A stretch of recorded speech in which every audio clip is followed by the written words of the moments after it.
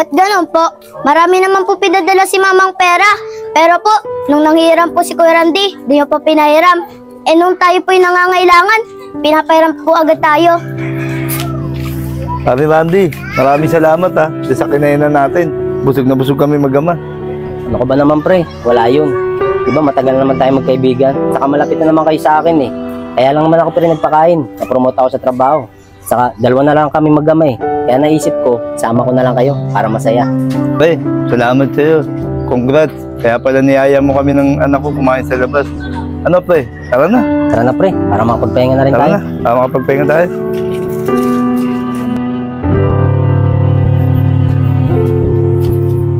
Tao po. Pre. Kami Randy. Tao po. O pre, ikaw pala. O bakit napasadya ka dito pre? Pre, kaya ako nandito. Manghihiram sana ako sa'yo ng pera. Ito kasing ano ko makulit. Eh gusto mong pabili ng sapatos. Kung mag-alala pre, pagkasahod ko, babayaran din kita kagad. Gusto ko kasi magpabili ng sapatos na itong anak ko eh. Ganun ba pre? O magkano naman kailangan mo pre? Pre, mga 3,000. Ihiramin ko sa'yo. Yung 2,000, bibili ko ng sapatos sa kanya. Yung 1,000, kasi magbabayaran na ako ng tubig. Ibabayad ko na sa tubig yun. Ano pre? Pero may muna ako ha. Ganun ba pre? Sige, saglit lang pre ha. Antayin mo lang ako. Kukuha ako ng pera ha. O sige pre ha. Pre, medyo bilis-bilisan mo ha. Para makabili na kami ng sapatos ng anak ko ha. Sige pre. Sige. Tay, ba't ang laki po ng hiniram yung pera? Na may sarili naman po akong sapatos. At yung tubig po, nag-iigib lang naman po tayo ah. Ano ingay? Dinidiskarte na ako. Maraming pera yung kumpare ko yan. Bagong sahod dyan. Ano ingay? Antay-antay natin. Palabas na. Hindi ka lang dyan. Pre, pasensya ka na at natagalan ako. Sa nga pala, ito pala yung hiniram mo, 3,000. O sige pre. Ano, alisa kami. Bibili pa kami ng sapatos na itong anak ko ha. Sige pre. O tara na anak.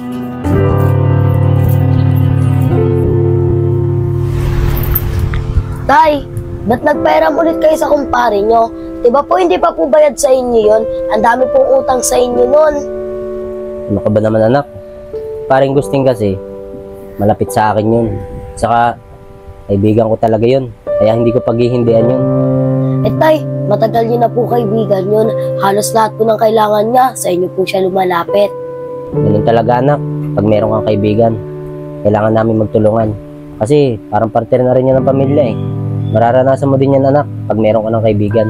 Eh tay, may kaibigan naman po ako eh. Palagi po kami nagbibigayan. Eh tay, yung kaibigan nyo po eh, parang hindi ko naman po nakikitang nagbibigay sa inyo. Eh anak, naiintindihan ko naman yung kaibigan ko eh. Eh kung wala siyang ibibigay, naiintindihan ko kung wala talaga siya. Ganun po ba tay? Sige po tay, bahala po kayo. Pamilando! Pamilando! O, ikaw pala, parang Gustin. O nga pala, parang Gustin, kala kong papainom ka. Oo pare, mag-iinom tayo. Kaso binantay lang ako. O sino may mo, pre? Basta pre, wait ka lang dyan. O yan na pala siya. Pare Randy! Sandali lang. Pre, ikaw pala. O pre, yung sinabi ko sa'yo yung hinirang kong pera sa'yo. O pre, dala ko na hiniram mong pera pre. Dadaanan sana kita sa inyo eh. Kaso nakita na kita. O ito pre. Paano pre? Dito na ako. Bibiling kasi ako sa tindahan eh. Alis na ako pre. Sige, ingat pre. Pambira ka naman, pre. Mag-inom lang tayo, mangutang pa kay Randy. Di ba makikita pang utang dun? Pre, huwag kang mag-alala. Kaibigan ko yun. Tsaka din mo ko sinisingin yun. Tara na, mag-inom tayo.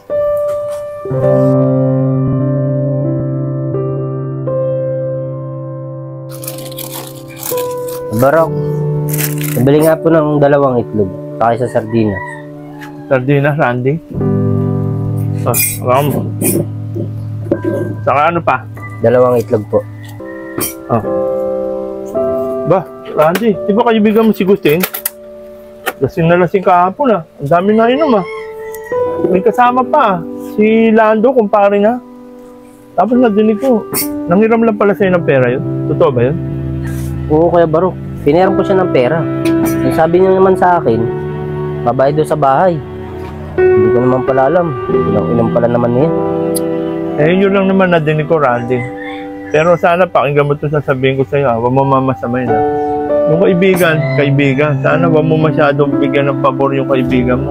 Hindi lahat ng kaibigan ganyan. Pero Randy, sa tingin ko, sa kaibigan mo yun, masyado ka na inaabuso niya.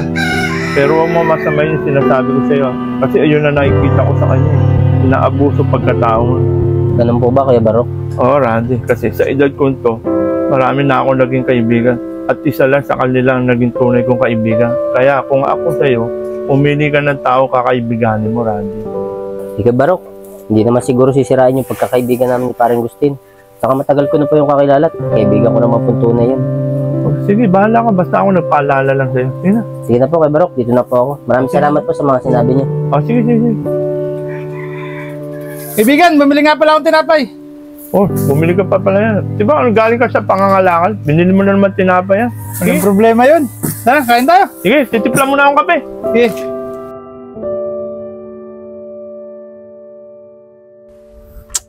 Ano ba yan? Kailan kumanda yung posisyon ko sa trabaho? Saka pa nagsarado yung kumpanya pinapasukan ko. Hirap pa naman mahanap ng magandang trabaho. Nak, andito na ako, anak. Nak, andito na ako.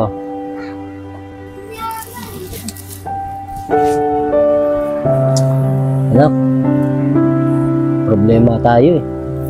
Pinapasukan kong trabaho, nagsarado na. Kung kailan tumaas yung posisyon ko, saka naman sila nagsara. Ang hirap pa naman humanap ng magandang trabaho. O anak, bakit nakakumot ka pa? Tanghaling tapat na. Nilalamig ka ba? Tay, masama po pakiramdam ko.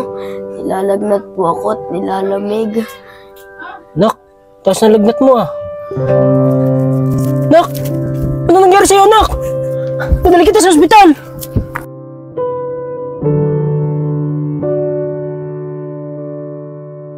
Barok, nakikiusap po sana ako sa inyo eh. Baka pwede po, makairam po ng pera. Kasi po yung anak ko, nasa ospital po. Hindi po kasi makalabas. Kasi po kulang po yung pera ko. Ganun ba, Randy?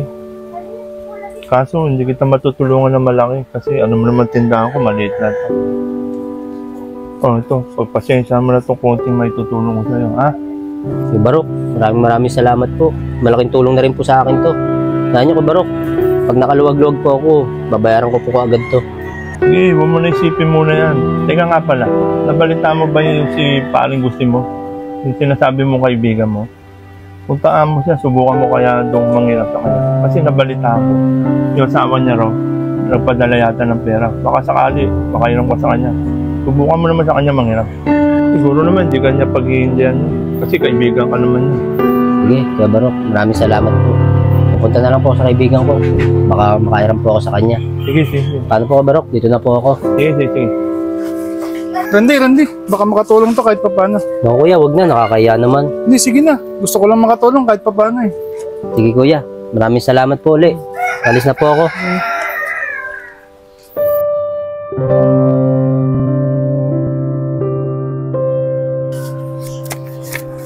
Nak, ang laking pinadala sa atin ng mama mong pera. Makakain tayo masarap mamaya.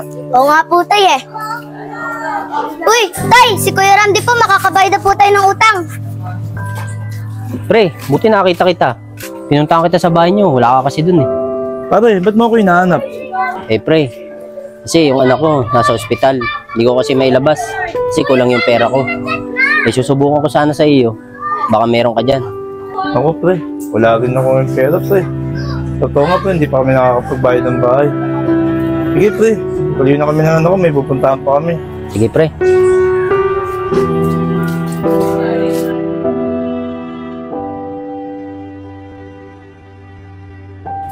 Tay, ba't ganun po? Marami naman po pinadala si mamang pera. Pero po, nung nanghiram po si Kuya Randy, di niyo po pinahiram. Eh nung tayo po'y nangangailangan, pinapahiram po agad tayo. Ano ka ba, nak? Eh kung pinairam natin siya, di tayo nawalan panggastos. Nakayaman na siya. Marami nang malalapitin bang tao yun. Tara, alis na tayo. Makakain na tayo sa labas.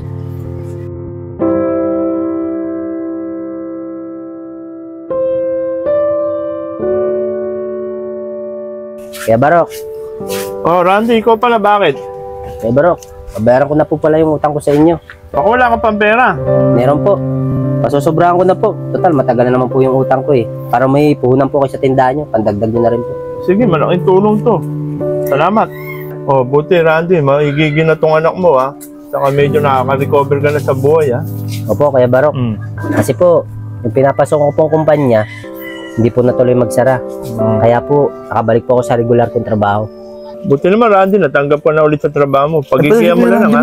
Balita ko, nakabalik na ulit sa trabaho. Randy! O pre, ikaw pala. Pre, balita ko kasi nakabalik ka na ulit sa trabaho. Baka may pera ka dyan. Wala kasi akong pera. Pinisingin na ako sa bahay, wala akong pambayad. Kung hindi ako makapagbayad, palalayasin kami. Sige na pre, pera mo muna kami. Ako pre, wala akong mapapairam sa'yo pre. Sa iba ka nalang lumapit. Eh alam mo naman, yung anak ko galing sa sakit. Tsaka galing din sa kami sa gastos. Kaya pre, wala akong mapapairam sa iyo. Tsaka pre, kababalik ko lang sa trabaho eh. Gusto mo, sa iba ka nalang manghiram. Wala talaga akong mapapairam sa iyo pre. Di ba pre, may natanggap kang pera sa company mo? Sige na pre, pera mo lang ako. Wala akong ibabayad sa bahay namin talaga eh. Di ba pre, magkaibigan naman tayo. Sige na pre, pera mo na ako. Oo pre, magkaibigan nga tayo. Pero yung natanggap kong pera pre, kailangan namin ng panggastusin namin sa araw-araw ng anak ko. Tara na anak, makalis na nga tayo. Tama yan Randy. Tama yan desisyon mo. Hindi lahat ng kaibigan, lagi mo pagbibigyan. Minsan, tatanggi ka rin sa mga kaibigan mo. Eh Barok, maraming salamat sa inyo. Kundi dahil sa inyo, hindi ako matututo. Sige na po Kuya Barok, dito na po kami. Maraming Sige. salamat po. Sige.